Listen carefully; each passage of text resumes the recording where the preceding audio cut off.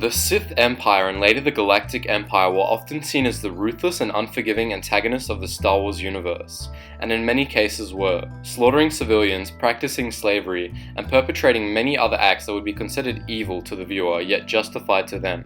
In this video, however, I will be telling the other side of the story, and will be shedding light on some of the selfless acts that the Sith Empires did, and that in the end helped shape the galaxy in a good way.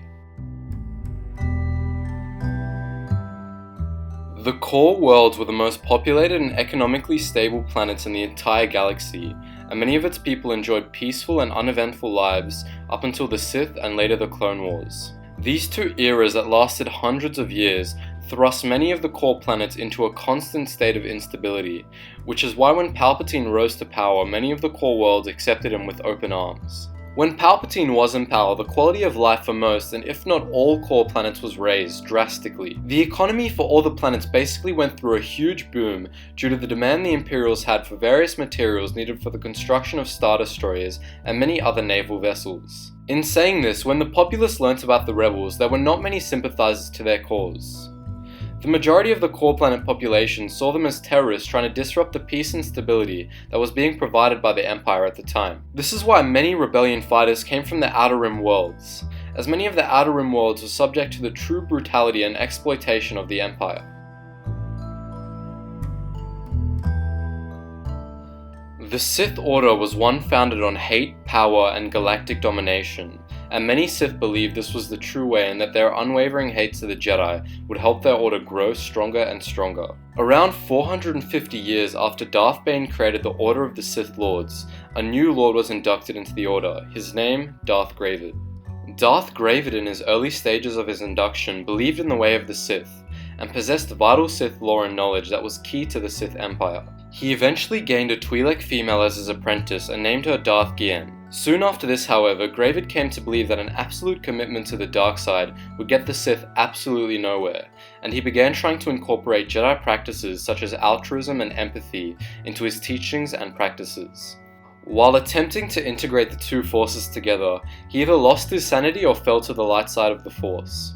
Either way, he decided the only way to preserve or destroy the Sith Empire was to destroy Sith teachings, artifacts, and holocrons. As he was in the middle of doing this, he was interrupted by his apprentice, and a duel ensued. Gravid initially severely injured his apprentice, cleaving off a whole arm, as well as scarring the left side of her body and face. However, for reasons unknown, the apprentice was still able to overpower and kill her master. The reason this helped the galaxy is because of Gravid's destruction of key Sith teachings, artifacts, and holocrons. It severely hindered Darth Bane's grand plan to destroy the Jedi Order and topple the Galactic Republic. This would have been detrimental to much of the galaxy because the Sith Order at the time believed in slaves and strict hierarchies. Thus, if the Galactic Republic was toppled, there would be no one to challenge the Sith Empire, and there would have been many slaves in despair for hundreds of years. Chagar IX was a hellish planet that revolved around fighting pits, where poor would fight the poor to the death to entertain the planet's rich. The latest stormtrooper sergeant named Creel described the experience before the Empire annexed the planet. When he was 4, he watched a man die, which made him cry dozens of times. By the age of 6, he witnessed his own father being murdered in front of him, but this time he had lost all hope and did not cry. He eventually made the fighting pits a way of life in order to try and survive, and he did.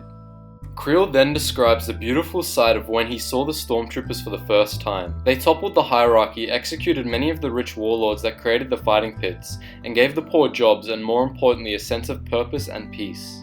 Due to this, Creel saw the Empire as a vigil of hope that liberated him and all of his people from the tyrannical warlords that ruled over Chagar for thousands of years. Needless to say, Creel and his people were some of the most loyal personnel the Empire ever had.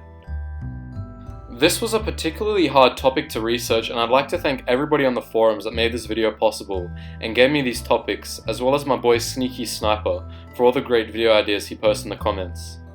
As always guys, thanks for watching. My social media links are in the description as well as the song name.